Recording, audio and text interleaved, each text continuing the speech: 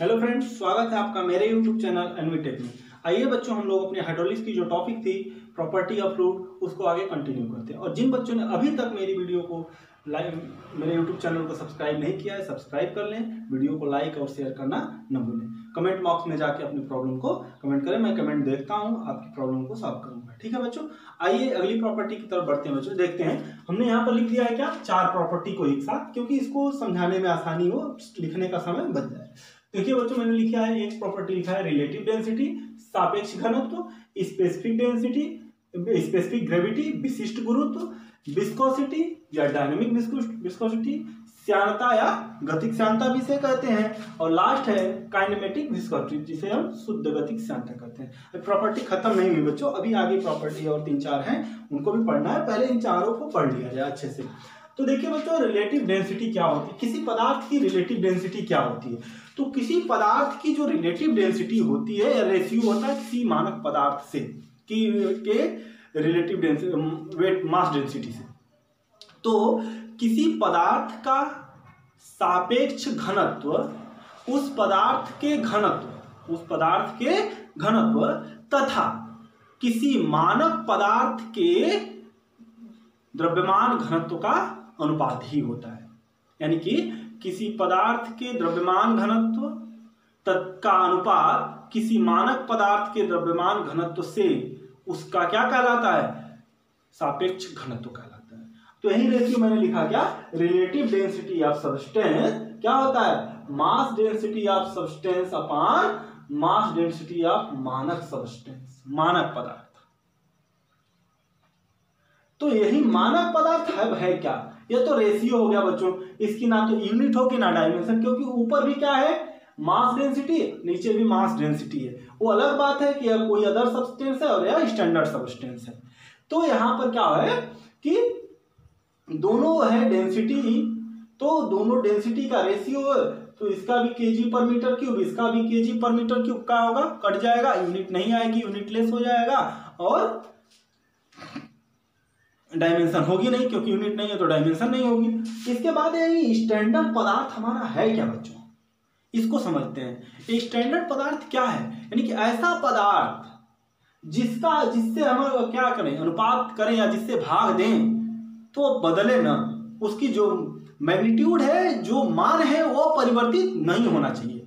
यानी कि उसकी मास डेंसिटी हर कंडीशन में वही होनी चाहिए, चाहे जहां भी रहे। यहां है, हमारे पास है तो हमारे पास भी, आपके पास है तो आपके पास भी, उसकी डेंसिटी में परिवर्तन नहीं होना चाहिए। तो यही जो मानक पदार्थ हमने माना है बच्चों। तो देखिए, अगर वह लिक्विड सब्सटेंस है, तो मानक पदार्थ हम क्या लेंगे, पानी। क्या लेंगे, पानी। और इसकी जो मास डेंसिटी होती है, ये होता है 1000 केजी पर मीटर क्यूब। क्या होती है, 1000 केजी पर मीटर क्यूब। और यही मानक पदार्थ अगर हमारा गैसियस सब्सटेंस है, कभी कभी मान लीजिए किसी गैस की रिलेटिव डेंसिटी पूछ दी जाए, तो वहां पर मानक पदार्थ क्या लेंगे, तो वहां पर मानक पदार्थ या तो एयर लेंगे या हाइड्रोजन लेंगे, एयर या हाइड्रोजन। और लगभग दोनों की डेंसिटी जो होती है, कितनी होती है, 1.224 केजी पर मीटर क्यूब। यानी गैस के लिए हमारा मानक पदार्थ क्या हो जाएगा, एयर हो जाएगा या हाइड्रोजन, एयर या हाइड्रोजन हो जाएगा। और दोनों के लिए जो है क्या लेंगे हम, 1.224 केजी पर मीटर क्यूब इसकी डेंसिटी होती है, यही लेंगे। तो मानक पदार्थ समझ में आया बच्चों। अगर हमारा मानक पदार्थ लिक्विड है तो पानी, और गैस है तो एयर या हाइड्रोजन, और जिसकी डेंसिटी क्या होती है, 1.224 केजी पर मीटर क्यूब। ठीक है बच्चों, समझ में आ गई इतनी चीजें। चलिए अब बढ़ते हैं स्पेसिफिक ग्रेविटी की तरफ। स्पेसिफिक ग्रेविटी क्या है, देखिए बच्चों, यहाँ पे मास डेंसिटी का टर्म आया तो देखा हमने कि रिलेटिव डेंसिटी, यानी किसी मानक स्टैंडर्ड पदार्थ से भाग दे रहे हैं किसी पदार्थ के मास डेंसिटी में, तो यहाँ पे जो टर्म आ रहा है, क्या आ रहा है, रिलेटिव डेंसिटी। लेकिन यही चीज अगर किसी पदार्थ के भार घनत्व, अगर किसी पदार्थ के भार घनत्व का अनुपात हो जाए किसी स्टैंडर्ड पदार्थ के भार घनत्व से, तो वह चीज क्या कहलाती है, स्पेसिफिक ग्रेविटी कहलाती है। क्या कहलाती है, स्पेसिफिक ग्रेविटी। यानी किसी पदार्थ का विशिष्ट गुरुत्व उस पदार्थ के भार घनत्व का किसी मानक पदार्थ के भार घनत्व का अनुपात होता है। कहने का मतलब किसी पदार्थ का भार घनत्व का किसी मानक पदार्थ से किसी मानक पदार्थ के भार घनत्व का अनुपात क्या कहलाता है? विशिष्ट गुरुत्व कहलाता है। इतनी चीजें समझ में आई बच्चों? हाँ, तो ये भाई भार घनत्व क्या होता है? देखिए, अब आपको एक रिलेशन बताया था मैंने, क्या आता है? F बराबर क्या, इसको लिख सकते हैं। देखिए, आपको बताया गया था कि W बराबर क्या होता है? रो इंटू जी होता है ना। तो देखिए बच्चों, यहां से क्या हो जाएगा हमारा, अगर इस पदार्थ का जो विशिष्ट गुरुत्व है अगर देखा जाए तो रो मास डेंसिटी ऑफ रो पदार्थ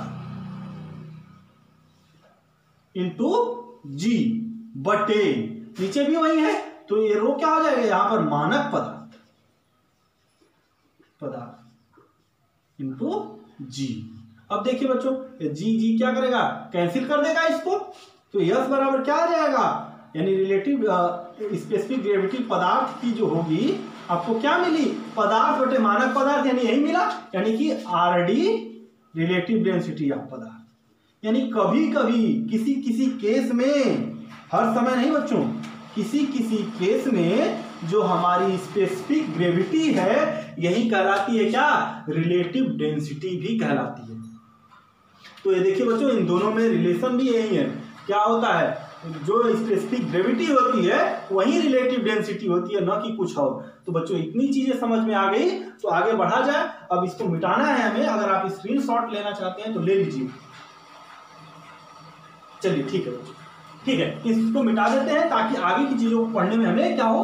आसानी हो, आगे की चीजों में समझने में आसानी हो, नहीं तो बहुत ज्यादा घास-पात हो जाएगा। और लिखने का चूंकि टाइम बचाना था इसलिए मुझे लिखना पड़ा पूरे बोर्ड पे। चलिए आइए देखते हैं, बढ़ते हैं। कहां हम लोग पढ़ते हैं? अच्छा, इसको विस्कोसिटी को पढ़ने से पहले बच्चों हम लोग एक छोटी सी प्रॉपर्टी पढ़ लेते हैं। क्या? स्पेसिफिक वॉल्यूम, जो लिखा था मैंने, क्या? Specific volume, specific volume.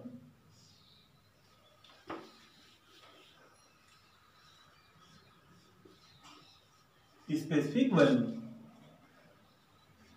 विशिष्ट, सॉरी सूखा नहीं है बच्चों, ड्राई मिटाने में गीला इसको गया है। विशिष्ट आयतन, बोल रहा हूं, चीजें कंफर्म हो जानी चाहिए। विशिष्ट आयतन, स्पेसिफिक वॉल्यूम पढ़ लेते हैं बच्चों। स्पेसिफिक वॉल्यूम क्या होता है?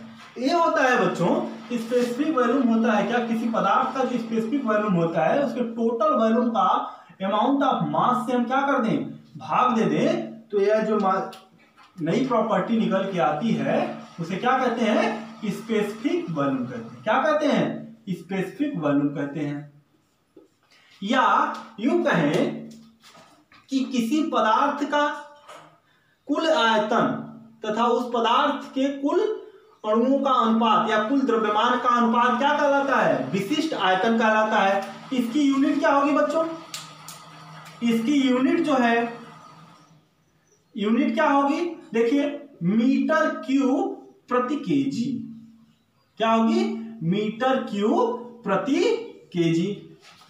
अब डायमेंशन की बात करें, बीमा की बात करें, इसके बीमा की बात करें तो देखिए ऊपर एल क्यूब, एम ऊपर जाएगा तो -1, यानी कि एम को पहले लिख लेते हैं, एम पावर -1 एल क्यूब और टी पावर 0, ये इसकी बीमा हो जाएगी। ठीक है, अब आगे बढ़ते हैं। क्या देखते हैं? कुछ देखिए रिलेशन निकल के आएगा अभी एक अच्छा सा। देखिए इस पे यही हमारे पास फार्मूला है कि विशिष्ट आयतन बराबर क्या होता है? V by m. क्या हम बच्चों इसको इस तरह लिख सकते हैं? क्या 1/m/v लिख सकते हैं? लिख सकते हैं ना? हाँ लिख सकते हैं। अब बच्चों इसी को देखिए, आपके सामने कुछ नई चीज आई। क्या यही आपका रो है? द्रव्यमान घनत्व है? हाँ है। V बराबर क्या है? 1/ρ। यानी यहां से एक और परिभाषा आप निकाल सकते हैं क्या, कि किसी पदार्थ के द्रव्यमान घनत्व का व्युत्क्रम ही क्या कहलाता है? विशिष्ट आयतन कहलाता है। किसी पदार्थ के द्रव्यमान घनत्व का व्युत्क्रम क्या कहलाता है? विशिष्ट घनत्व कहलाता है। चलिए ठीक है, इतनी चीजें भी समझ लिया आपने, कर लीजिए।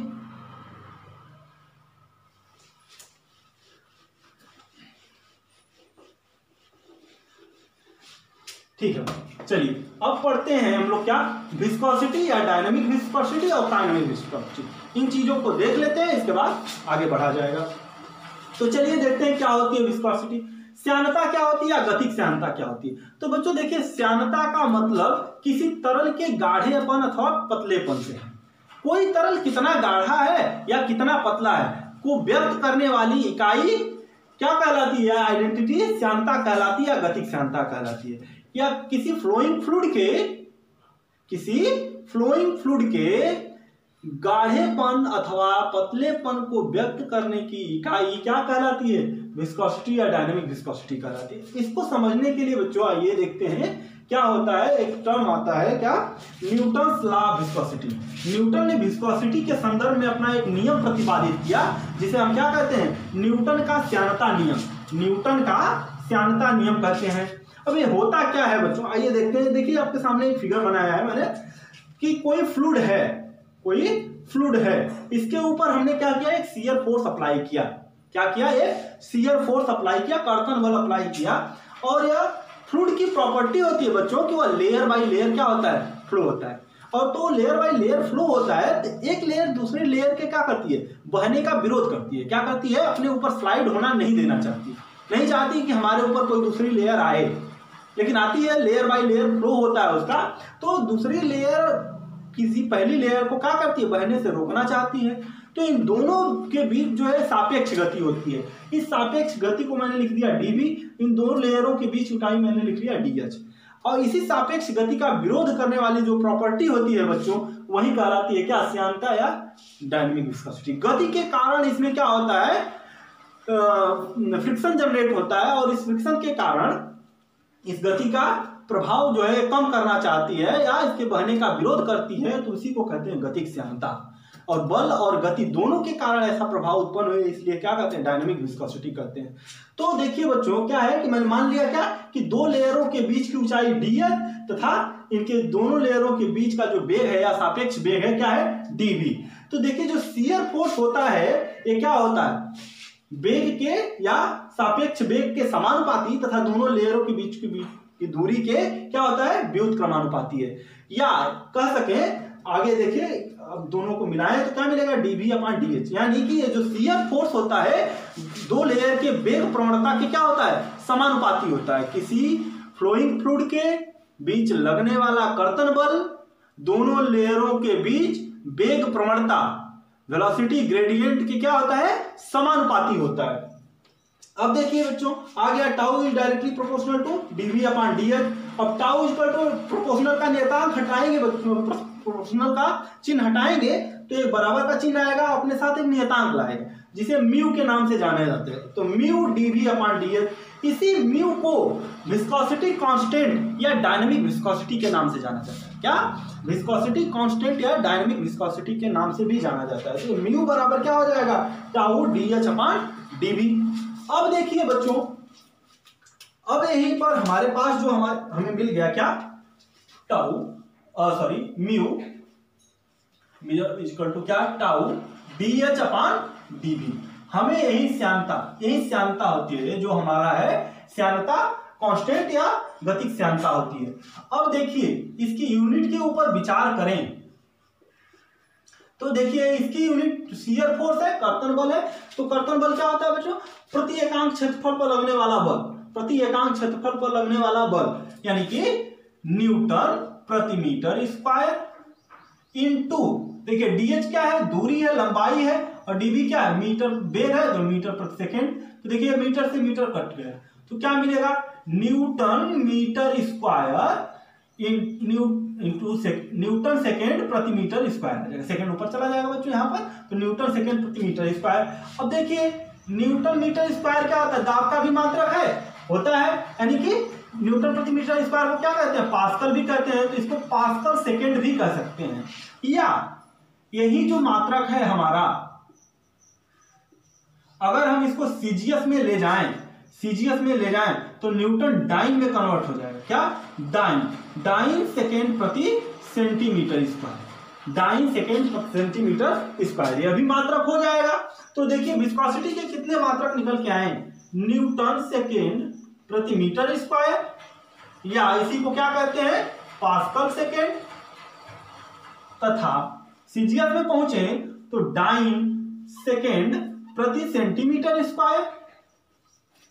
अब बच्चों देखिए, एक न्यूटन सेकेंड प्रति मीटर स्क्वायर बराबर क्या हो सकता है, देखिए तो यह हो सकता है 10⁵ डाइन सेकेंड अपान 10⁴ सेंटीमीटर स्क्वायर, हो सकता है कि नहीं हो सकता। देखिए बच्चों, 1 मीटर स्क्वायर बराबर क्या होता है, 10⁴ सेंटीमीटर स्क्वायर होता है, और 1 न्यूटन बराबर आपको बताया था 10⁵ डाइन होता है। तो देखिए यहां से कट जाएगा ना, अब कट जाएगा तो क्या आएगा निकल के, देखिए 1 न्यूटन सेकेंड प्रति मीटर स्क्वायर बराबर क्या, 10 डाइन सेकेंड प्रति सेंटीमीटर स्क्वायर, या 1 न्यूटन सेकेंड प्रति मीटर स्क्वायर बराबर यही 10 है ना बच्चों। इसी को जो अब ये जो डाइन सेकेंड प्रति सेंटीमीटर स्क्वायर सीजीएस पद्धति में है, इसी का एक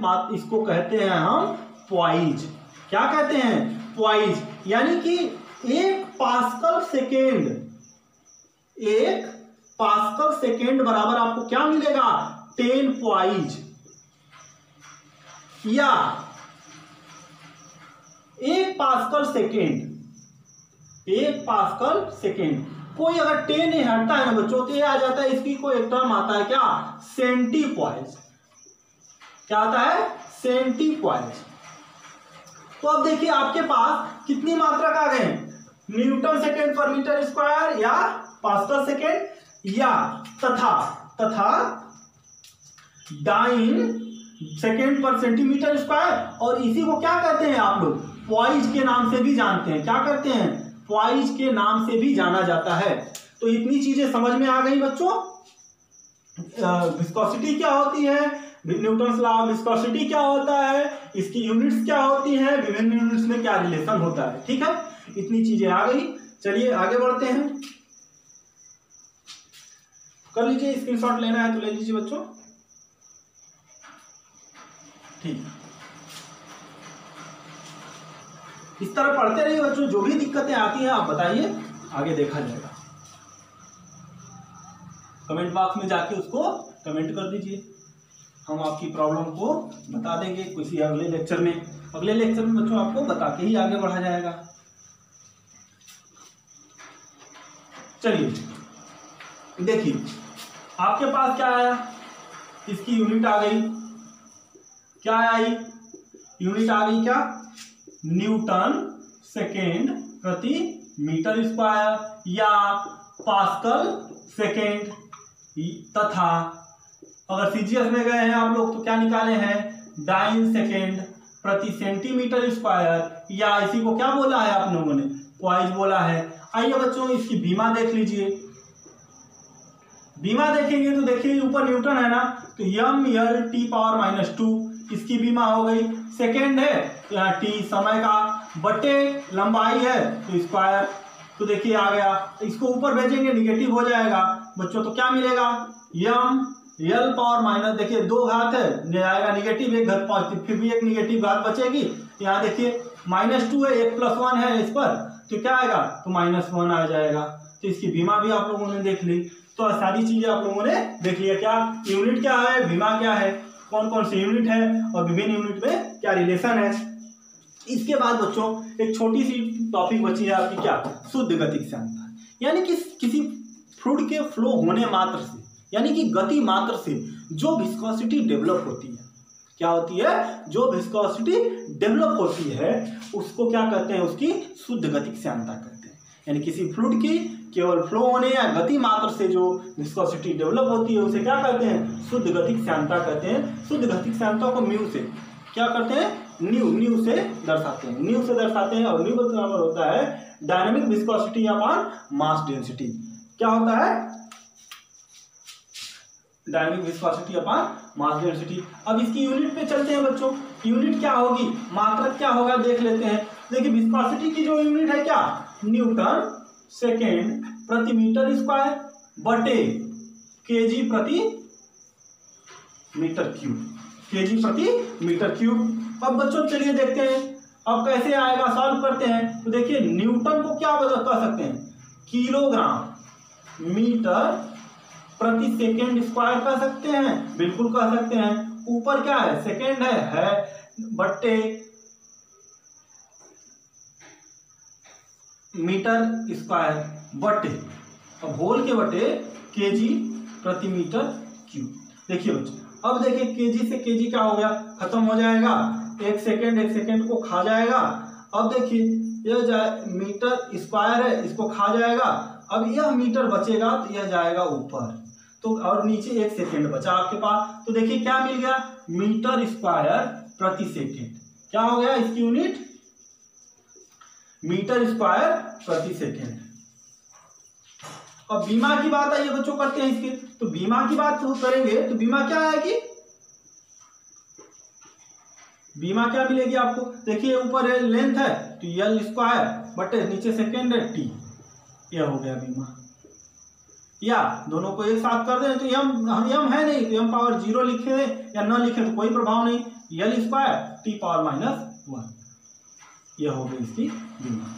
तो बच्चों आज हम लोगों ने देखा क्या क्या कि डेंसिटी तो पहले पढ़ लिया था, उसके बाद पढ़ा मैंने रिलेटिव डेंसिटी, स्पेसिफिक ग्रेविटी, उसके बाद देखा स्पेसिफिक वॉल्यूम, तो उसके बाद देखा विस्कोसिटी, उसके बाद देखा काइनेमेटिक विस्कोसिटी। इतनी चीजें पढ़ लिया, इतनी चीजों को समझ लीजिए बच्चों, नोट्स बनाते रहिए अपना और आगे की पढ़ाई जारी रखिए। अगली प्रॉपर्टी नेक्स्ट वीडियो में मैं अपने डालूंगा।